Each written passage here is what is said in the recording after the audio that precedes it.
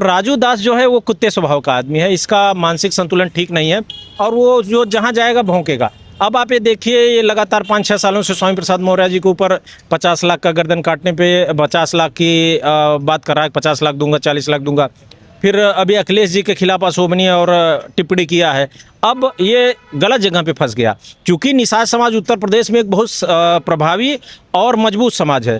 और इस व्यक्ति ने जिस तरीके से एक निषाद समाज के व्यक्ति को माँ बहन की गाली दी थी, मैंने सोशल मीडिया पे भी वो बात रखी और ये कह रहा है मेरी खड़ी होती, यानी ये साधु नहीं, ये सवादु है, ये पूरी तरह पाखंडी है। इसको साधु समाज ही पकड़ करके पहले कूटे और उसके बाद इसको अपने समाज से बाहर करे। तो मैं ये कहता हूँ कि इसका गेरुआ वस्त्र उतार करके इसको काले कपड़े पहनाया जाए, क्योंकि इसकी जब इसकी कुटाई होगी ना तो इसी वस्त्र में हो जाएगी। ये जिस तरीके से हिंदुत्व की बात कर रहा है, पहले ये जाँच किया जाए कि ये हिंदू है या कुछ और है। मुझे नहीं लग रहा कि हिंदू है, और साधु संत महंत तो हो ही नहीं सकता। अब बहुजनों के पास विकल्प है कि इनको मारे कम घसीटे ज़्यादा, इससे और वीडियो बना के अपलोड करें ताकि इनकी बुद्धि खुल जाए, क्योंकि ये लोग पिछड़ों से नफरत कर रहे हैं और इस देश में पिछड़ों दलितों से नफरत करने वालों को इस देश में रहने का अधिकार नहीं है, क्योंकि ये देश डॉक्टर अम्बेडकर के संविधान से चल रहा है। जो भी पिछड़ों दलितों से नफरत करेगा उसका नंबर लगेगा, आज नहीं तो कल। लतखोरों की 3 दवाई, चप्पल, जूता और कुटाई। हमें लग रहा है कि इसको समय समय पे देखिए, एक मानसिक रूप से असामान्य व्यक्ति जब इसको डोज मिल जाता है ना, चर्चा जैसे अभी होटल ताज में मारा था, स्वामी प्रसाद मौर्य जी के समर्थकों ने मारा था, तो 1-2 साल देखा चुप रहा। अभी इस वक्त हम इलाहाबाद हाई कोर्ट के बिल्कुल बगल में मौजूद हैं और आज हमारे साथ बातचीत करने के लिए इलाहाबाद हाई कोर्ट के विद्वान अधिवक्ता हृदय लाल मौर्य जी हैं। इनसे बातचीत करेंगे। दोस्तों बताते चले कि ये SC ST OBC समाज के शुभचिंतक भी हैं और समाज सेवी भी हैं। लगातार SC ST OBC समाज पर कई अहम मुद्दों पर बातचीत करते रहते हैं। तो आज हम सर से बातचीत करने वाले हैं। विगत दिनों आप लोगों ने देखा था कि DD न्यूज़ उत्तर प्रदेश में डिबेट के दौरान कांग्रेस के प्रदेश प्रवक्ता को जिस तरह से अयोध्या हनुमानगढ़ी के संत राजू दास के द्वारा माँ बहन की भद्दी भद्दी गालियाँ दी गई, तो उसके संदर्भ में हम बातचीत करेंगे कि सर का क्या ओपिनियन है और कैसे देखते हैं इस पूरे मामले को। सर, लगभग कुछ दिन पहले आपने देखा कि DD news Uttar Pradesh channel में लाइव डिबेट हो रही थी और उस समय उस डिबेट को पूरा भारत देख रहा था, पूरा देश देख रहा था। और डिबेट के दौरान ही अयोध्या हनुमानगढ़ी का जो संत है हनुमान दास, उसके द्वारा कांग्रेस के प्रदेश प्रवक्ता कुंवर सिंह निषाद को जो है माँ बहन की भद्दी भद्दी गालियाँ दी गई। कैसे देखते हैं आप? देखिए, चैनलों से मैं निवेदन करूंगा कि जो भी चैनल है वो इंसानों को डिबेट में बुलाएं, कुत्तों को नहीं। अगर देखिए, हर जीव का एक स्वभाव, जैसे बिल्ली है वो म्याऊं करती है, कुत्ता है भौंकता है, तो राजू दास जो है वो कुत्ते स्वभाव का आदमी है, इसका मानसिक संतुलन ठीक नहीं है और वो जो जहाँ जाएगा भौंकेगा। अब आप ये देखिए, ये लगातार 5-6 सालों से स्वामी प्रसाद मौर्य जी के ऊपर 50 लाख का गर्दन काटने पे 50 लाख की बात कर रहा है, 50 लाख दूंगा, 40 लाख दूंगा। फिर अभी अखिलेश जी के खिलाफ अशोभनीय और टिप्पणी किया है। अब ये गलत जगह पे फंस गया, क्योंकि निषाद समाज उत्तर प्रदेश में एक बहुत प्रभावी और मजबूत समाज है। और इस व्यक्ति ने जिस तरीके से एक निषाद समाज के व्यक्ति को माँ बहन की गाली दी थी, मैंने सोशल मीडिया पे भी वो बात रखी। अब निषाद समाज ने अभी इसके ऊपर 50,000 का, मथुरा के निषादों ने इनाम रखा, अभी किसी संगठन के राष्ट्रीय अध्यक्ष ने 1 लाख रखा, अलग अलग लोगों ने अलग अलग इनाम रखा। हमें लग रहा है इसके ऊपर करीब 50 लाख का इनाम अब तक हो गया होगा, क्योंकि ये लग रहा था कि पागल कुत्ते की तरह ये भौंकेगा तो कोई बोलेगा नहीं, ये लगातार इन पे इनाम रख दो, उनको इनाम रख दो। देखिए, ये बेसिकली आपराधिक मनोदशा का व्यक्ति है। हमें ऐसा लग रहा है कि इसने बाल्यावस्था में बहुत अपराध किया होगा, इसलिए वो जा करके वहाँ बचा हुआ है। लेकिन अगर इसका इतिहास खंगाला जाए तो ये आपराधिक प्रवृत्ति का है और ये पिछड़ों और दलितों से नफरत करता है। मुझे उम्मीद है कि निषाद समाज के लोग उसको 4-5 दिन के अंदर बहुत बुरी तरह मारेंगे। हमें लग रहा है कि ऐसा कहीं न मार दें कि कुत्ते की तरह घसीट के मारे, क्योंकि ये बहुत नीच किस्म का आदमी है और नीच आदमी के साथ यही बर्ताव होना चाहिए। और मैं सरकार से निवेदन करूंगा, अभी अगर इसका पुतला दहन होगा, क्योंकि ये गेरुआ वस्त्र पहनता है, इसका पुतला दहन होगा तो ये फिर पूरा हिंदूवादी संगठन चिल्लाने लगेंगे कि हिंदुत्व का अपमान है, गेरुआ का अपमान है, सनातन का अपमान है। तो मैं ये कहता हूं कि इसका गेरुआ वस्त्र उतार करके इसको काले कपड़े पहनाया जाए, क्योंकि इसकी जब इसकी कुटाई होगी ना तो इसी वस्त्र में हो जाएगी। फिर ये सब बातें ना लागू करें। आप बीजेपी के लोग अभी हनुमान जी को नचवा रहे थे, इनके राष्ट्रीय अध्यक्ष जी, तब भावना नहीं आहत होती है। और मोदी जी ये पतंग बना के हनुमान जी को उड़ा दिए, भावना नहीं आहत हुई। लेकिन अगर कोई इसकी वो जला देगा मूर्ति या क्या कहते हैं उसको पुतला, तो भावना आहत हो जाएगी। तो इससे बीजेपी के लोगों द्वारा ये पोषित है और इसको ताकत दी जा रही है। और निश्चित ही लगातार इससे पहले मौर्यों से पंगा ले चुका, फिर यादवों से, अब निषादों से लिया है। हमें लग रहा है कल परसों तक इसकी कुटाई का वीडियो आप तक पहुंच जाएगा। सर इससे पहले भी आपने देखा होगा कि स्वामी प्रसाद मौर्य जी के ऊपर इसने अभद्र टिप्पणी की थी। साथ ही महाकुंभ के दौरान पूर्व रक्षा मंत्री, पूर्व मुख्यमंत्री और समाजवादी पार्टी के सूत्रधारक स्वर्गीय मुलायम सिंह यादव जी के बारे में भी इसने जो है अभद्र टिप्पणी की थी। और खुद को हिंदू बताता है, खुद को कहता है कि मैं हिंदुओं को इकट्ठा करने की कोशिश कर रहा हूं और सनातन को जो है बचाने का प्रयास कर रहा है। लेकिन जिनको ये हिंदू बता रहा है, जिनको ये हिंदू का हवाला देता है, फिर उन्हीं हिंदुओं की माँ बहन की जो है गाली देता है, उन्हीं को जो है ये माँ बहन की भद्दी भद्दी गालियाँ देता है। माननीय नेताजी मुलायम सिंह यादव जी जैसा नेता बहुत कम इस देश में हुआ। ऐसा नहीं कह रहा हूँ कि सबसे बड़े थे, लेकिन बहुत महान नेता थे। उनको बोलने के बाद पवन पांडे ने जब पता किया कि जो वहाँ का हॉस्पिटल है, वहाँ के हॉस्पिटल में जब पता किया तो वहाँ का जो रजिस्टर होता है, रजिस्टर में नाम दर्ज हुआ, उसमें लिखा गया कि इसको सिफिलिस नाम की बीमारी है। और आप लोग जानते हैं सिफिलिस बीमारी समलैंगिक संबंधों के बाद होती है और यह एक बहुत ही गंभीर बीमारी है। तो इस तरीके की मानसिकता कोई समलैंगिक संबंधों से बनी बीमारी किसी व्यक्ति को कैसे हो सकती है? यानी ये इसी विचारधारा का है और इस पे जांच होनी चाहिए। और निश्चित ही अभी मौर्य समाज के लोग मारे हैं पिछले साल ना, यादवों की भी नज़र में है और निषाद समाज के लोग भी इसको जल्द ही मारेंगे, क्योंकि एक कहावत है कि मारे से भूत भाग जाता है। तो ये जब तक कूटा नहीं जाएगा ये सुधरेगा नहीं। और अब ये जहाँ भी पब्लिक प्लेस पे मिलेगा ओबीसी एससी के लोग मारेंगे। और मुझे लग रहा है कि ये जिस तरीके से हिंदुत्व की बात कर रहा है, पहले ये जांच किया जाए कि ये हिंदू है या कुछ और है। मुझे नहीं लग रहा कि हिंदू है, और साधु संत महंत तो हो ही नहीं सकता। अब दिन भर अश्लील बातें कर रहा है, अभी उसका वो खड़ी कर के अपनी बहन बेटियां ला दी, मेरा खड़ी होता है। तो अब बताइए कोई साधु संत खड़ी होने की बात करेगा और कि हमारी खड़ी होती है? अरे युवा हैं, बच्चे हंसी मजाक कर ले, तुम एक अच्छे पद पे बैठे हो। मैं बहुत ईमानदारी से कहूँ, योगी जी इस पे एक्शन नहीं लेंगे, क्योंकि भगवाधारी चाहे कुछ भी करे, इस सरकार में उनका कुछ नहीं होना है। अब बहुजनों के पास विकल्प है कि इनको मारे कम घसीटे ज़्यादा, इससे और वीडियो बना के अपलोड करें ताकि इनकी बुद्धि खुल जाए। क्योंकि ये लोग पिछड़ों से नफरत कर रहे हैं और इस देश में पिछड़ों दलितों से नफरत करने वालों को इस देश में रहने का अधिकार नहीं है, क्योंकि ये देश डॉक्टर अंबेडकर के संविधान से चल रहा है। जो भी पिछड़ों दलितों से नफरत करेगा उसका नंबर लगेगा, आज नहीं तो कल। सर माघ मेला हो या फिर अर्धकुंभ हो, महाकुंभ के दौरान मैंने बहुत सारे साधु संतों के जो है इंटरव्यू किए, जिसमें नागा सन्यासियों के भी हमने इंटरव्यू किए। ये व्यक्ति खुद को नागा सन्यासी बताता है और इसी का एक वीडियो वायरल होता है जिसमें ये कहता नज़र आता है कि देश के माननीय नेताओं को मैं कहना चाहता हूँ कि जिसको शक हो कि साधु संतों की खड़ी नहीं होती है, तो वो अपनी पत्नी अपनी बेटियों को लेकर हमारे पास आए, तो फिर मैं खड़ा करके दिखाऊंगा कैसे खड़ी होती है।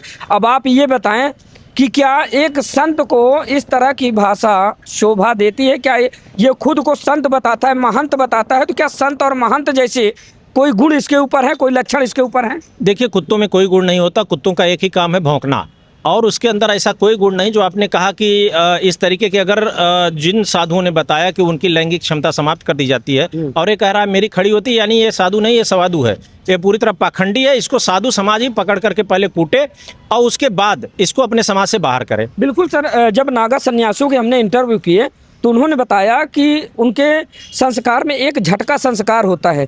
झटका संस्कार का मतलब ये होता है कि जिस दिन झटका संस्कार होता है उस दिन उनकी कामुक शक्ति को पूरी तरह से खत्म कर दिया जाता है। हाँ, 17 पिंडदान होते हैं। 17 पिंडदान का मतलब ये होता है कि जितने भी उनके नात रिश्तेदार या फिर माता पिता जितने भी पूर्वज हों, सब का पिंडदान करके उसी दिन वो जन्म लेता है, नया जन्म लेता है, फिर संसार के लिए जीता है। संसार की मोह माया, संसार की चकाचौंध, संसार में क्या कुछ हो रहा है उससे उसका कोई मतलब नहीं होता, सिर्फ विश्व कल्याण की बात करता है और मातृ शक्ति के बारे में हमेशा श्रद्धा के साथ बातचीत करता है और पूरे संसार की माँ बहनों को अपनी माँ बहन समझता है। लेकिन संत राजू दास ने जिस तरह से अमर्यादित शब्दों का इस्तेमाल किया है और साथ ही खुद को नागा साधु बताकर नागा सन्यासियों का अपमान किया है, तो फिर आपको क्या लगता है कि ये ढोंगी है या फिर पाखंडी? यह 100% ढोंगी है और पाखंडी भी है, और इसका इलाज सिर्फ अब बहुजन समाज के साथ हो सकता है, संत समाज भी करे, क्योंकि जिस तरीके का ये वक्तव्य दे रहा है। आपने कहा कि सब मोह माया त्याग देते हैं, इसका गणित क्या है मैं आपको बताऊं।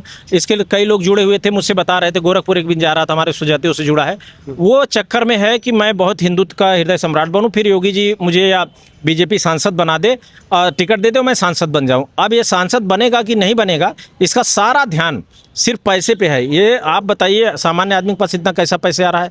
50 लाख का इनाम रख रहा है। यह हमें लग रहा है कि ड्रग्स सप्लाई करता है, या ये ब्राउन शुगर या चरस वगैरह का काम करता है, क्योंकि इसके पास इतना पैसा कहाँ से आया। मैं सरकार से निवेदन करूंगा इसकी जांच करें। ये निश्चित रूप से या तो गांजे की सप्लाई करता है या तो ये एनडीपीएस का काम करता है, ये इलीगल काम करता है, तभी इतना पैसा है और गाड़ियों से चल रहा है। गाड़ी कहाँ से आती है बाबाओं के पास, जो सन्यासी उसके पास कहाँ से पैसा। ये जांच किया जाए कि मठों में या तमाम स्थलों पे जो गांजे पकड़े जा रहे हैं कहीं इसी की सप्लाई तो नहीं है। और मुझे पूर्ण विश्वास है कि अकेला उत्तर प्रदेश में गांजे की सप्लाई कर रहा है।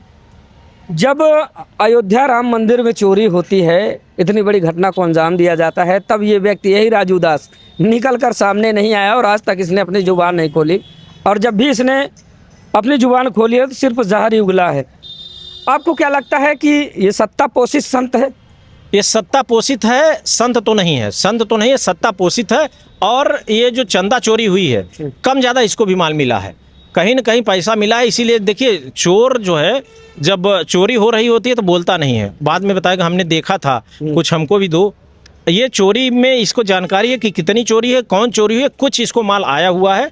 और इसकी भी जांच होनी चाहिए एक एंगल से कि इसके पास इतना पैसा कहाँ से आया, या तो गांजे की सप्लाई से आ रहा है या ये चंदा चोरी में इसका हाथ है। क्या कुछ कहना चाहेंगे अब आप, अपनी प्रतिक्रिया क्या रखना चाहेंगे कि जिस तरह से लगातार ये SC ST OBC समाज के लोगों को टारगेट कर रहा है, और इसका ये कोई पहला बयान नहीं है। इससे पहले भी आपने देखा था कि जब स्वामी प्रसाद मौर्य जी के ऊपर यह भद्द टिप्पणी करता है तब लखनऊ में इसको जूते से पीटा जाता है। और एक बार फिर से इसने सामाजिक सौहार्द बिगाड़ने का काम किया है, किसी एक विशेष समाज को इसने जो है नीचा दिखाने का काम किया है। तो क्या कुछ कहना चाहेंगे आप? हमारे पूर्वांचल में कहावत है, लतखोरों की 3 दवाई, चप्पल, जूता और कुटाई। हमें लग रहा है कि इसको समय समय पे देखिए, एक मानसिक रूप से असामान्य व्यक्ति जब इसको डोज मिल जाता है ना, जैसे अभी होटल ताज में मारा था, स्वामी प्रसाद मौर्य जी के समर्थकों ने मारा था, तो साल 2 साल देखा चुप रहा। अभी अगर ये कुटा जाएगा ना तो साल 2 साल फिर चुप रहा। मुझे लग रहा है हर 1.5 साल साल भर पे इसको OBC SC के लोग बढ़िया से कूट दिया करें, और ऐसे कोहनी मारे ना, बहुत मोटा है तो हड्डी उड्डी पर लगेगा ना, तब इसका दिमाग सही होगा। अब मजबूत कद काठी का है ना, जब तक कोहनी से नहीं मारेंगे। उस दिन जब होटल ताज में मारे कर रहा था, तभी हमको समझ में आया कि कोहनी ही इसका असली इलाज है। तो आप जो भी टच में उनसे कहिएगा कोहनी से जरूर मारेंगे, ये बेहतर उपाय होगा। और मुझे लगता है कि ये इस तरीके का इलाज, और जब ये मारे उसको गांजा पिलाए, उससे क्या होगा ना, उसका दर्द कम होगा। मैं ये उम्मीद कर रहा हूँ कि आप ये बात तमाम OBC SC के लोगों तक एक बात पहुँचाएंगे। और सर, जिस प्रकरण को लेकर ये डिबेट चल रही थी उस पर थोड़ा सा बातचीत करेंगे। मछली खाने को लेकर दरअसल कांग्रेस की एक बैठक थी अयोध्या में, उसी दिन मछली का जो है भोज था। तो जो प्रदेश अध्यक्ष कांग्रेस के अजय राय जी भी पहुँचे थे, हालांकि उन्होंने अपनी सफाई दी और उन्होंने ये भी चैलेंज किया कि अगर मछली खाते हुए मेरा कोई फ़ोटो या वीडियो आरोप लगाने वाले व्यक्ति सामने ला दे तो उस दिन से मैं राजनीति छोड़ दूंगा। और इस मछली खाने के विवाद को लेकर इतना बड़ा विवाद होता है, तो आपने देखा कि जब एक जाति विशेष यानी कि निषाद मछुआरा समाज, जिसका हमेशा से जल जंगल ज़मीन से गहरा नाता रहा है, नदी से, झीलों से, तालाबों से गहरा नाता रहा है, और मछली पकड़ना, नावें चलाना उसका पुश्तैनी धंधा है, तो वो किसी भी महीने में खाता पीता रहता है ना। ऐसे में अनुराग ठाकुर ने खाया, नितिन नवीन ने खाया, तब इनकी नहीं जली। तो इस पर आप क्या कहना चाहेंगे?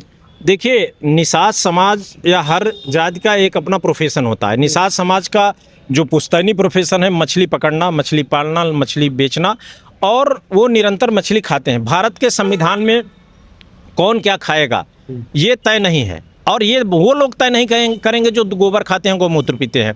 और निषाद समाज वो काम कर रहा है जो संविधान में लिखा है। किस संविधान के किस आर्टिकल में लिखा है कि सावन में मछली नहीं खाई जाएगी?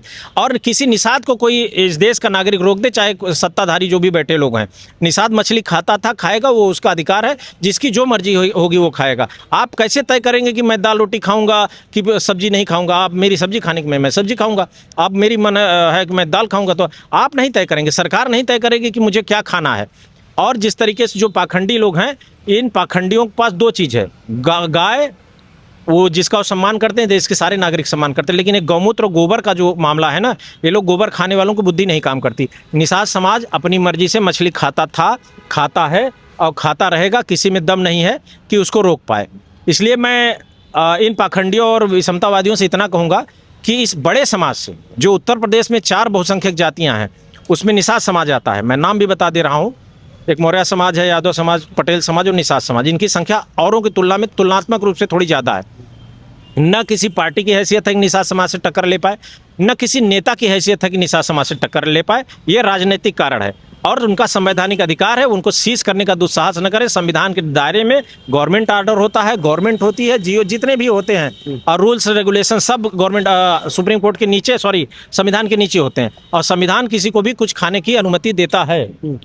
इसलिए मेरा मानना है कि इस तरीके का दुस्साहस करने का कोई प्रयास न करे कि निषाद क्या खाएगा क्या नहीं खाएगा। बहुत बहुत धन्यवाद सर, आपने समय दिया। तो दोस्तों, विगत दिनों आपने देखा था कि डीडी न्यूज़ उत्तर प्रदेश पर डिबेट के दौरान हनुमानगढ़ी का जो तथाकथित महंत है, संत है राजू दास और कांग्रेस के प्रदेश प्रवक्ता कुंवर सिंह निषाद को जिस तरह से उनके प्रति अपमानजनक अमर्यादित शब्दों का प्रयोग करते हुए एक सामाजिक सौहार्द बिगाड़ने का काम किया गया, तो उसके संदर्भ में हम बातचीत कर रहे थे इलाहाबाद हाईकोर्ट के जाने माने विद्वान अधिवक्ता हृदय लाल मौर्य सर से। तो उनकी विचारधाराओं को आप लोगों ने सुना। फिलहाल आप लोगों की राय क्या है, कमेंट करके अपनी राय को जरूर साझा कीजिएगा। मिलते हैं फिर से किसी नई खबर में, तब तक के लिए नमस्कार।